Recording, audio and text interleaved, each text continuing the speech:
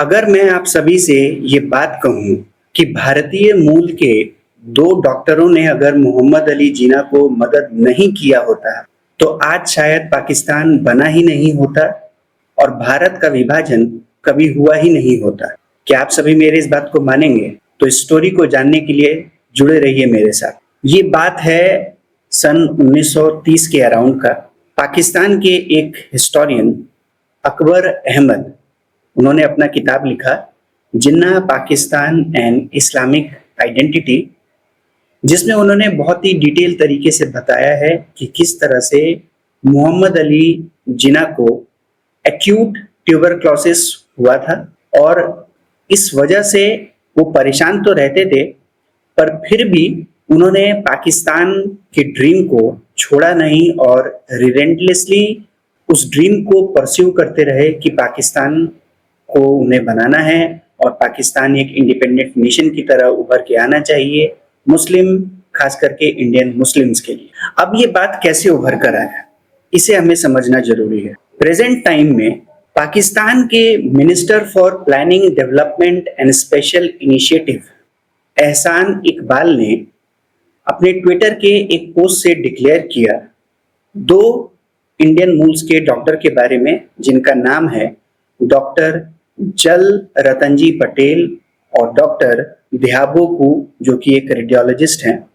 और इन्होंने ये डिक्लेयर किया अपने इस पोस्ट में कि इन भारतीय मूल के 2 डॉक्टरों को पाकिस्तान का सबसे हाईएस्ट सिविलियन अवार्ड निशाने इम्तियाज दिया जाएगा। इसके पीछे का रीजन कि इन 2 डॉक्टरों ने मोहम्मद अली जिन्ना, जो कि ट्यूबरक्लोसिस से सफर कर रहे थे, इस बात को छिपाए रखा अपने प्रोफेशनल इंटीग्रिटी और प्रोफेशनल इथॉस को मेंटेन करने के लिए।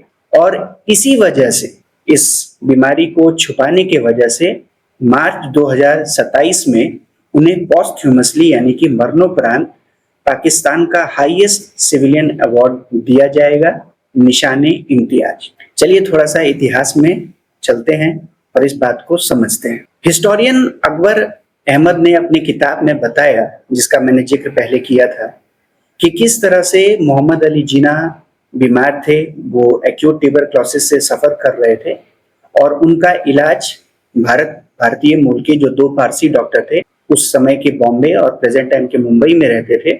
ये दोनों ही डॉक्टर मोहम्मद अली जिन्ना की ट्यूबरक्लोसिस को आइडेंटिफाई करना और उसको डायग्नोस करके क्योर करने के लिए रिस्पॉन्सिबल। और इन दोनों डॉक्टर्स ने मिलके ये सीक्रेसी रखा कि इस बीमारी का पता उनके फैमिली को छोड़कर, उनके बहुत ही क्लोज सर्कल को छोड़कर किसी और को पता ना चले। अब ये विवाद का कारण क्यों बन जाता है? बहुत सारे इतिहासकार ये मानते हैं कि अगर ये बात उस समय लोगों को अगर पता चल चुका होता, तो शायद पाकिस्तान का जो ड्रीम है या जो इंडिया का जो बाइफर्केशन होता है पाकिस्तान और इंडिया में, शायद ये नहीं हुआ हो। कारण इसका रीजन हमें मिलता है एक हिस्टोरिकल टेक्स्ट बुक में, फ्रीडम एट मिडनाइट, जिसे लिखा है लैरी कॉलिंस एंड डोमिनिक लेपेरी ने। इसमें वो कहते हैं कि डॉक्टरों के रिपोर्ट के मुताबिक, ये 1930s का बात है, जिन्ना के पास में कुछ 1 या 2 साल ही बचा था, क्योंकि उन्हें एक्यूट ट्यूबरक्लोसिस था और उस समय पर एंटीबायोटिक मेडिसिन अवेलेबल नहीं होते थे जो कि उस टाइप के ट्यूबरक्लोसिस को क्योर कर सके। और दूसरा पॉइंट ये था, इसी किताब में फ्रीडम एट मिडनाइट में Lord Louis Mountbatten, last viceroy थे ब्रिटिश इंडिया के, उन्होंने कहा, उनका स्टेटमेंट है, if I had known all this at that time the history would have been different. I would have delayed the granting of independence for several months. There would have been no Pakistan. अब इस बात पर कई सारे debates हैं, कुछ लोग इसको एक्सेप्ट करते हैं, कुछ लोग इसे एक्सेप्ट नहीं भी करते हैं।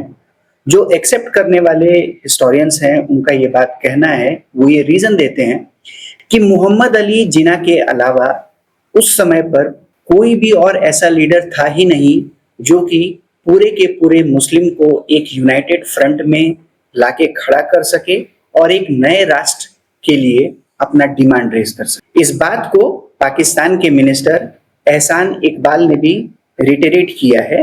उनका लाइन है, bye maintaining absolute professional confidentiality at the critical moment, these doctors performed a quiet but extraordinary service. Their fidelity to their professional oath inadvertently became a significant contribution to the circumstances that made the creation of Pakistan possible.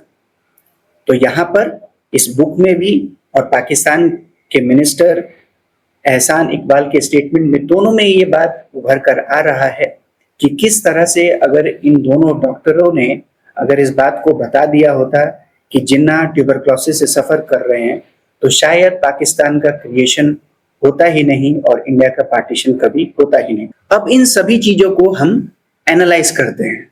सबसे पहले आते हैं ये दो भारतीय मूल के doctor जल रतनजी पटेल और ध्याबो कू, जो कि रेडियोलॉजिस्ट थे, और रतनजी पटेल फिजिशियन, बहुत ही क्लोज टू मोहम्मद अली जिन्ना। क्या इन दो डॉक्टर्स को हमें एंटी नेशनलिस्ट या फिर एंटी पेट्रियोटिस्ट या एंटी इंडिया के एंगल से देखना या समझना चाहिए? मेरे हिसाब से नहीं, क्योंकि ऐसा करना एक एनाक्रोनिस्टिक इवेंट होगा हिस्टोरिकल सेंस में, हिस्टोरिकल अंडरस्टैंडिंग में। ये बात है 1930s का, पार्टीशन होता है 1947 में, और उससे कुछ डिकेड से पहले पाकिस्तान का जो डिमांड था वो बहुत ही बूम कर जाता है। प्रोफेशनल हिसाब से अगर हम देखें तो एक डॉक्टर का ये रिस्पॉन्सिबिलिटी होता है, अगर उसका पेशेंट किसी भी बीमारी से अगर सफर कर रहा है तो वो उसे उजागर ना करे, दुनिया के सामने हाईलाइट ना करे। इसे डॉक्टरों के प्रोफेशनल एथिक्स में एक मोरल कंडक्ट के तौर पर और एक प्रोफेशनल कंडक्ट के तौर पर देखा जाता है।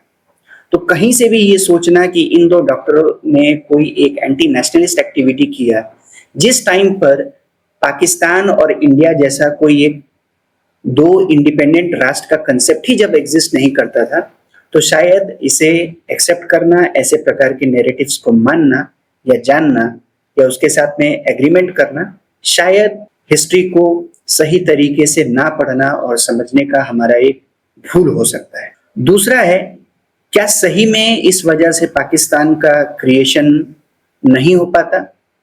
अगेन ये एक एग्जैजरेटेड स्टेटमेंट है कि मोहम्मद अली जिन्ना के अलावा कोई और लीडर थे ही नहीं जो कि पाकिस्तान के क्रिएशन के लिए रिस्पॉन्सिबल नहीं होते या उनके अलावा कोई कर ही नहीं पाता। ये एक मास डिमांड था, बहुत ही लंबे समय से चले आ रहे। इसमें ब्रिटिश एम्पायर का रोल था, इसमें मुस्लिम इंटेलिजेंशिया का रोल था, राइट विंग, लेफ्ट विंग, चाहे सेंटर, हर किसी के तरफ से कुछ ना कुछ ऐसा कमी था कुछ जिसके वजह से ये डिमांड उभर कर आता है। तो पार्टीशन एक कॉम्प्लेक्स प्रोसेस है, एक कॉम्प्लेक्स हिस्टोरिकल फैक्ट है, एक कॉम्प्लेक्स हिस्टोरिकल डायनामिक है जिसमें कई सारे इवेंट्स और फैक्ट्स मिलते हैं और फिर फाइनली पार्टीशन इवॉल्व होके आता है। तो इस तरह से एक छोटे से इंसिडेंट को ये समझना कि सिर्फ इसी वजह से पार्टीशन हुआ होगा, ये भी सही नहीं है। हालांकि पार्टीशन के अंडरस्टैंडिंग में ये एक पॉइंट, इंपॉर्टेंट पॉइंट बनता है, और जब भी हम पार्टीशन को समझते हैं तो हमें इस पॉइंट को भी समझना चाहिए। यहाँ पर एक क्वेश्चन उभर के आता है कि आखिर इतने सालों के बाद ही क्यों ये सब चीजें उभर कर आता है? क्या ये लगता नहीं है कि इसमें डीप स्टेट इन्वॉल्व है?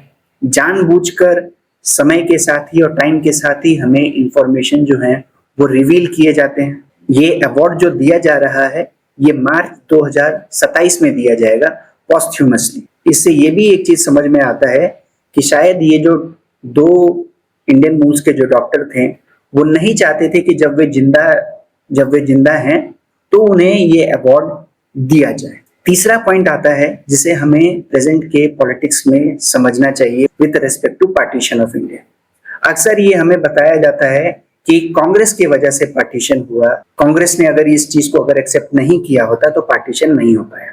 ये अपने आप में थोड़ा सा एक नॉन फैक्चुअल हिस्टोरिकल स्टेटमेंट है। कभी भी एक सिंगल इवेंट की वजह से एक इतना लार्जर प्रोसेस नहीं हो सकता। एक राष्ट्र जो कि एंशिएंट टाइम से अपने रूट्स को ड्रॉ करता है, since Harappan civilisation, since stone age, और ये कहना कि किसी एक इंसिडेंट वजह से, किसी दो डॉक्टरों के बीमारी के छुपाने की वजह से किसी एक आर्टिफिशियल नेशन का क्रिएशन हो जाता है, ये अपने आप में एक्सेप्टेबल नहीं है। ये सिर्फ और सिर्फ एक प्रकार का राजनीति से भरा हुआ स्टेटमेंट है, जिसे मानना और उसके साथ में अग्रीमेंट करना सिर्फ और सिर्फ एक पॉलिटिकल नैरेटिव को एक्सेप्ट करना होगा, ना कि किसी हिस्टोरिकल फैक्ट या किसी हिस्टोरिकल ट्रुथ के अकॉर्डिंग अपने अंडरस्टैंडिंग को डेवलप करना। इसलिए हमें इन सभी प्रकार के नैरेटिव से बचना चाहिए कि partition was the result of Congress की वजह से पार्टीशन हुआ। ये एक लॉन्ग प्रोसेस था, एक कॉम्प्लेक्स हिस्टोरिकल प्रोसेस था, जिसमें मल्टीपल फैक्टर्स इन्वॉल्व थे। आप सभी को क्या लगता है? अपने राय कमेंट में बताइए। और क्या आज से पहले आपने कभी इस फैक्ट के बारे में जाना था? मिलते हैं नेक्स्ट हिस्टोरिकल सीरीज में।